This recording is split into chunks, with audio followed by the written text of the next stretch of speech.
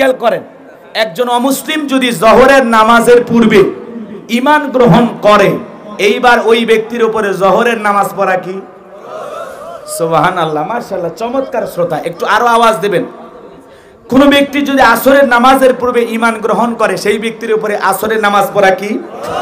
তো আল্লাহ রাব্বুল আলামিন এই জন্যই ঈমানদারদের ঈমান আনার পরে সবচাইতে গুরুত্বপূর্ণ ইবাদতের নাম হলো সালাত। মুমিনদের 7টা গুণাবলী নিয়ে আল্লাহ পাক আলোচনা করলেন। 1 নাম্বার গুণাবলী আল্লাহ সালাত দিয়ে শুরু করলেন, বলুন সুবহানাল্লাহ। এই জন্য আল্লাহ রাব্বুল আলামিন বলেন, আল্লাযীনা হুম ফি সালাতিহিম খাশিউন। আমার আল্লাহ রাব্বুল আলামিন বলেন, মুমিন বান্দার 1 নাম্বার গুণাবলী, যারা নিজেদের সালাত বিনয়ের সহিত, নম্রতার সহিত, আল্লাহর ভয় নিয়ে আদায় করে। আপনি আমি যখন সালাত আদায় করব, বলেন তো বাজার অন্তরের মধ্যে ভয় থাকতে হবে কার? আপনি আমি যখন আজান দেওয়ার পর মসজিদের ভিতরে প্রবেশ করব, বাজান গো আমার, এই অন্তরের ভিতরে সুচিন্তা, দুশ্চিন্তা, বিবির কথা, সন্তানের কথা, ব্যবসা বাণিজ্যের কথা, রাজনীতির কথা, হাট বাজারের কথা, সব চিন্তা ভাবনা মসজিদের বাইরে রাইখা একটা টেনশন মুক্ত হৃদয় নিয়ে আল্লাহর সামনে দাঁড়াইতে হবে। কথা বলেন ঠিক কিনা? আপনি আমি যখন মসজিদের ভিতরে প্রবেশ করব, অন্তরের ভিতরে একমাত্র ভয় থাকতে হবে কার? ইয়া আইয়ুহাল্লাযীনা আমানুত্তাকুল্লাহ, হে ঈমানদারগণ, আমি আল্লাহকে ভয় করো, হাক্কা তুকাতিহি, ভয় করার মতো ভয় করো। আপনি আমি যখন মসজিদে সালাত আদায় করার জন্য দাঁড়িয়ে যাব, বলেন তো বাজান, অন্তরের মধ্যে একমাত্র ভয় রাখবো কার? কিভাবে সালাত আদায় করা দরকার জানেন? একটু মনোযোগ দিয়ে কথাগুলো শুনবেন। কিভাবে সালাত আদায় করবেন? বিশ্বনবীর প্রিয়তমা স্ত্রী আম্মা জান আয়েশা রাদিয়াল্লাহু তাআলা আনহা বলেন, নবীজি এত লম্বা সময় নামাজের মধ্যে দাঁড়িয়ে থাকতেন। বিশ্বনবী নামাজে দাঁড়িয়ে থাকতে থাকতে পবিত্র পা মুবারক ফুলে উঠতো, বলেন সুবহানাল্লাহ। আম্মা জান আয়েশা আরো ডেকে বলেন, নবীজি এত লম্বা সময় ধরে রুকু করতেন, সিজদা করতেন, মাঝে মাঝে মনে হয় নবীজি আর কোনোদিন রুকু আর সিজদা থেকে উঠবেন না, বলেন আল্লাহু আকবার। আম্মা জান আয়েশা ডেকে বলেন, একদিন রাতের বেলায় দেখি নবীজি সিজদা দিয়া এত কান্না করেছেন, কাঁদতে কাঁদতে সিজদার জায়গাটা ভিজে গেছে। আমি তখন অপেক্ষায় বসে থাকলাম। নবীজি যখন সিজদা থেকে মাথা উঠাইলেন, আমি জিজ্ঞাসা করলাম, নবী গো, ও নবী, আপনি কেন এত কান্না করেন? কি হয়েছে আপনার? বিশ্ব নবী ডেকে বলে, আয়েশা, আমি তো আমার জন্য কাঁদি না, আমি কাঁদি আমার গুনাহগার উম্মতের জন্য। আমি আল্লাহর কাছে কেঁদে কেঁদে বলি, আল্লাহ, আমার গুনাহগার উম্মতের গুনাহ মাফ করে দাও, আমার উম্মতকে ওই কঠিন জাহান্নামের আগুন থেকে মুক্তি দাও, বলেন আল্লাহু আকবার। যেই নবীর জীবনে কোনো গুনাহ নাই, সে নবী আপনার আমার গুনাহ মাফের আশায় আল্লাহর কাছে দোয়া প্রার্থনা করেন। আপনাকে আমাকে জাহান্নাম থেকে বাঁচানোর জন্য আল্লাহর কাছে দোয়া প্রার্থনা করেন। তাহলে বলেন তো বাজান, সেই নবীর উম্মত হিসাবে নিজেদের জীবনের গুনাহ মাফের আশায় আল্লাহর কাছে কান্না করার দরকার আছে না নাই? জোরে বলেন, দরকার আছে না নাই? ভালো করে বোঝার চেষ্টা করবেন। আমার আল্লাহ রাব্বুল আলামিন বলেন, ওয়াল্লাযীনা ইয়াবিতুনা লিরাব্বিহিম সুজ্জাদাও ওয়া কিয়ামা। আল্লাহ রাব্বুল আলামিন বলেন, যারা রাত্রি জাগরণ করে আমি আল্লাহকে সিজদা দেয়, আমি আল্লাহর জন্য দণ্ডায়মান থাকে, 5 ওয়াক্ত নামাজ বাধ্যতামূলক পড়তে তো হবে বাজার। এই নামাজের পাশাপাশি রাতের নামাজ আদায় করা লাগবে, কারণ গভীর রাতের ইবাদত আমার আল্লাহ বড় পছন্দ করে। রাতের 1টা 2টা 3টার দিকে ওইটা ওই আরামের বিছানা ত্যাগ কইরা, বিবির ভালোবাসা ত্যাগ কইরা, রাতের 1টা 2টা 3টার দিকে ওইটা ঠান্ডা পানি দিয়ে ওযু বানাইয়া দিয়া, ঠান্ডা পানি দিয়ে ওযু বানাইয়া যাই নামাজের মধ্যে আপনি গভীর রাতের দাঁড়াইয়া গেলেন, বলেন তো বাজান, এই নামাজ কি দুনিয়ার কাউকে খুশি করার জন্য নাকি আল্লাহকে পাওয়ার জন্য? আরো জোরে বলেন। গভীর রাতের নামাজ যারা পড়ে তারা বোঝে এই নামাজ পড়ার ভিতরে কত মজা, কত ভালো লাগা। আহারে, রাতের 1টা 2টা 3টার দিকে ওইটা আপনি সিজদা দিতেছেন কারে? ওই গভীর রাতের প্রেমের মজা যারা পাইছে, যুবক রে, দুনিয়ার মেয়ের সাথে প্রেম করলে সেকা দিয়ে বেকা বানায় দিবে, প্রতারণা করবে, ধোকা দেবে, কষ্ট দেবে। কিন্তু যদি গভীর রাতে আল্লাহর সাথে নামাজে দাঁড়াইয়া প্রেম করতে পারো, জীবনে এত সফলতা দেবে কল্পনাও করতে পারবা না। আল্লাহর সাথে প্রেম করে দুনিয়ার কোনো বান্দা ঠকে নাই, কথা বলেন ঠিক কি না? ওই গভীর রাতে আপনি আমি নামাজে দাঁড়াইয়া যাব। এই নামাজ দুনিয়ার কাউকে খুশি করার জন্য নয়, এই সালাত একমাত্র আল্লাহকে খুশি করার জন্য। এজন্য মুমিন জীবনের ইবাদত হবে কাকে পাওয়ার জন্য? কুল ইন্না সলাতি ওয়া নুসুকি ওয়া মাহইয়ায়া ওয়া মামাতি লিল্লাহি রাব্বিল আলামিন। নবীজি আপনি বলুন, আমার নামাজ, আমার কুরবানি, আমার জীবন, আমার মরণ লিল্লাহি রাব্বিল আলামিন, আসমান জমিনের প্রতিপালকের জন্য। তাহলে বলেন তো মুমিন জীবনের ইবাদত হবে একমাত্র কাকে খুশি করার জন্য? আল্লাহ নৈকট্য লাভের আশায় ওই গভীর রাতে নামাজের মধ্যে দাঁড়াইয়া সিজদার ভিতরে যাইয়া চোখের পানি ছেড়ে দে, আল্লাহর কাছে চোখের পানি ছেড়ে দিয়া কান্না করে বলতে হবে, রব্বানা সরিফান্না আযাবা জাহান্নাম ইন্না আযাবাহা কানা গরামা। হে আমাদের রব, হে আমাদের মালিক, ওই কঠিন জাহান্নামের আগুন থেকে আমাদের মুক্তি দাও। যে জাহান্নামের আযাব শাস্তি বড় ভয়ঙ্কর, আমরা সহ্য করতে পারবো না। ওই জাহান্নাম বড় কঠিন জায়গা। সিজদা দিয়ে চোখের পানি ছেড়ে দিয়ে কান্না করতে হবে। আমার আল্লাহ রাব্বুল আলামিন বলেন, ইন্নাহা সাআত মুস্তাকাররাও ওয়া মুকামা। নিশ্চয় আবাসস্থল হিসাবে, বসতির জায়গা হিসাবে ওই জাহান্নাম কত না নিকৃষ্টতম একটা স্থান। জাহান্নাম কি সুখের ঠিকানা নাকি যন্ত্রণার কারখানা? যন্ত্রণার জায়গা। বাজান গো আমার, ওই জাহান্নাম বড় কঠিন জায়গা। আল্লাহ রাব্বুল আলামিন বলেন, ইন্না জাহান্নামা কানাত মিরসাদা লিত্তাগিনা মাআবা লাবিসিনা ফিহা আহকাবা লা ইয়াযুকুনা ফিহা বারদাও ওয়ালা শারাবা ইল্লা হামিমাও ওয়া গাসসাকা। আবার আল্লাহ রাব্বুল আলামিন বলেন, ইন্না জাহান্নামা কানাত মিরসাদা, নিশ্চয় জাহান্নাম ওত পেতে রয়েছে ফুলসিরাতের কিনারায়। আল্লাহর অবাধ্য নাফরমান গুনাহগার বান্দাদের ধরার জন্য জাহান্নাম ওত পেতে রয়েছে। এটা হলো অপরাধীদের থাকার আবাসস্থল। এখানে জাহান্নামীরা যুগের পর যুগ বসবাস করবে। একজন মানুষ কত কোটি বছর জাহান্নামে থাকবে, এর সঠিক এলেম আর জ্ঞান আছে কার কাছে? জোরে বলেন, একটু দিল দিয়ে শোনেন, ওটা ভাষা করবেন না, অনুরোধের ভাষায় বলে দিয়ে যায়। জাহান্নামের কথা একটু শুনে যান বাজান গো আমার। ওই জাহান্নামের আগুনে মানুষগুলো জ্বলতে জ্বলতে পুড়তে পুড়তে, যারা জাহান্নামে যাবে ওই আল্লাহর অপরাধী বান্দারা জাহান্নামের আগুনে জ্বলতে জ্বলতে পুড়তে পুড়তে চেহারা হয়ে যাবে কয়লার মতো কালো। ওই জাহান্নামের আগুন দুনিয়ার আগুনের চাইতে 70 গুণ পাওয়ার বেশি। বাজান গো আমার, একবার যদি কারো দেহে জাহান্নামের আগুন লেগে যায়, কলিজাটা পুড়ে ছাই হয়ে যায়। ওই জাহান্নামের আগুনে জ্বলতে জ্বলতে পুড়তে পুড়তে জাহান্নামীরা ক্ষুধার্ত হয়ে বলবে, আল্লাহ আমাদের খাইতে দাও, খাইতে দাও।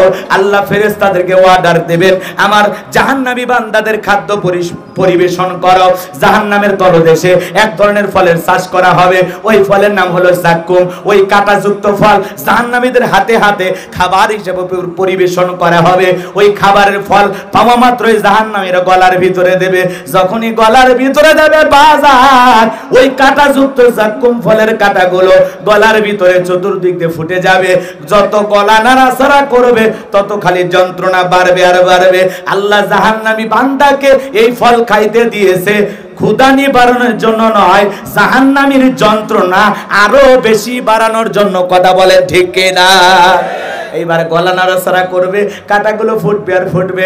জাহান্নামীরা চোখের পানি ছেড়ে দিয়ে কাঁদবে আর দেখে বলবে, আল্লাহ ক্ষুধা লাগছে, খাবারে চাইছিলাম, এ কেমন খাবার খাইতে দিলা, গলার ভিতরে যায় না, বাইরে বসে না। যত গলা নাড়াচাড়ি করি কাঁটাগুলো ফোটে আর ফোটে, এত যন্ত্রণা সহ্য করতে পারি না গো আল্লাহ। এই কথা বলে জাহান্নামীরা চিৎকার মেরে কান্নাকাটি করবে। এইভাবে অনেক দিন কেটে যাবে বাজান গো আমার। কাঁদতে কাঁদতে কাঁদতে কাঁদতে জাহান্নামীদের হঠাৎ মনে পড়ে যাবে গলায় কিছু আটকে গেলে পানি খাইলে ভালো হয়। তখন তারা বলবে, আল্লাহ পানি দাও, পানি দাও। দাও, পানি দাও। জাহান্নামীরা যখন পানি পানি বলে চিৎকার মারবে, আমার আল্লাহ রাব্বুল আলামিন বলেন লা ইয়াযুকুনা ফিহা বারদাও ওয়ালা শারাবা, তাদেরকে মিনারেল ওয়াটার দেওয়া হবে না, ঠান্ডা কোনো পানি দেওয়া হবে না, এমন কোনো পানি জাহান্নামীদেরকে পান করানো হবে না যে পানি পান করে জাহান্নামীর তৃষ্ণা বুকের জ্বালা নিবারণ করতে পারে। ভালো কোনো পানির ব্যবস্থা জাহান্নামের ভিতরে নাই। কেমন পানি খাইতে দেবেন? ইল্লা হামিমা ওয়া গাসসাকা, এমন উত্তপ্ত ফুটান্ত গরম পানি আল্লাহ পান করাইতে দেবেন যা পুষ ব্যতীত কিছুই নয়। ও সিরাজগঞ্জের মুসলমান, আমি আপনাদেরকে অনুরোধের ভাষায় বলি, বলেন তো বাজান, সিরাজগঞ্জ সদরের এই যে এদিক খেয়াল করে মানুষের দিকের ভিতরে বড় বড় ফোড়া হয়, কি হয়? ফোড়া হয়, ফাটায় দিলে কি বের হয়? পুষ। ওই রকম পুষ আমি এই সিরাজগঞ্জ হাসপাতাল থেকে সংগ্রহ করে আপনাকে খাইতে দেব। 1 গিলাস খাবেন, 50,000 টাকা দেব। কথা কয় লাগে? 1 লাখ টাকা দেব। শুনে বলতেছেন সি সি হুজুর, এসব কি বলেন? এগুলো কি খাওয়া যায়? বাজান গো, শুনে আপনার ঘৃণা লাগতেছে, শুনে আপনার বিচ্ছিরি লাগতেছে, বমি বমি হইতে মনে চাইতেছে, কিন্তু আল্লাহ কোরআনুল কারীমের ভিতরে স্পষ্ট জানায়া দিলেন ইল্লা হামিমা ওয়া গাসসাকা, ইল্লা হামিমা ওয়া গাসসাকা। জাহান্নামীরা যখন পানির প্রার্থনা করবেন, আমার আল্লাহ বলেন তাদেরকে এমন উত্তপ্ত ফুটান্ত গরম পানি পান করাইতে দেওয়া হবে যা পুষ ব্যতীত কিছুই নয়। ওই দুর্গন্ধওয়ালা পুষওয়ালা গরম পানি যখন জাহান্নামীরা পান করবে বাজার, পান করা মাত্রই জাহান্নামীর লারি বুড়িগুলো গলে গলে পড়ে যাবে। জোরে কন্যা উযুবিল্লাহ। এই যদি হয় জাহান্নামের শাস্তি, আপনি আমি কি জাহান্নামে যেতে চাই? বাঁচতে চাইলে কি করা লাগবে? নেক আমল করা লাগবে, মালিকের গোলামি করা লাগবে, রবের বিধান মোতাবেক চলা লাগবে। কথা বলেন ঠিক কি না? আমার ভাইয়েরা, লম্বা হবে, লম্বা করব না। জাহান্নাম নিয়ে যদি আলোচনা করি 2-3 দিনেও শেষ করতে পারবো না। নবীজি আপনার আমার গুনাহ মাফের আশায় দোয়া করেন কার কাছে? আরো জোরে বলেন কার কাছে? তাহলে নবী লম্বা সময় সিজদা করতেন, লম্বা সময় রুকু করতেন, লম্বা সময় নামাজে দাঁড়িয়ে থাকতেন। সাহাবায়ে কেরাম কিভাবে সালাত আদায় করতেন? মরুভূমিতে সাহাবায়ে কেরাম নামাজের জন্য দাঁড়িয়ে যেতেন। ওই মরুভূমির পাখিগুলো খেজুর গাছ মনে করে সাহাবীদের কাঁধের উপরে বসে থাকতো, মাথার উপরে বসে থাকতো। বিশ্ব নবীর সাহাবীরা সালাতে এত মনোযোগ, কাঁধের উপরে পাখি পড়ে থাকে, মাথার উপরে পাখি পড়ে থাকে, তারপরেও টের পাইতো না। বলেন সুবহানাল্লাহ। হযরত তালহা রাদিয়াল্লাহু তাআলা সালাত আদায় করতেছেন, কলিজার টুকরা সন্তান খেলা করতেছিলেন, জঙ্গল থেকে সাপ এসে সন্তানকে পেঁচিয়ে ধরেছেন। স্ত্রী মানুষজনকে ডাকলেন, সন্তানকে বিপদমুক্ত করলেন। হযরত তালহা নামাজ শেষে জিজ্ঞাসা করে, বিবি রে, বাড়িতে এত মানুষজন, ব্যাপারটা বুঝতে পারলাম না, কি হয়েছে?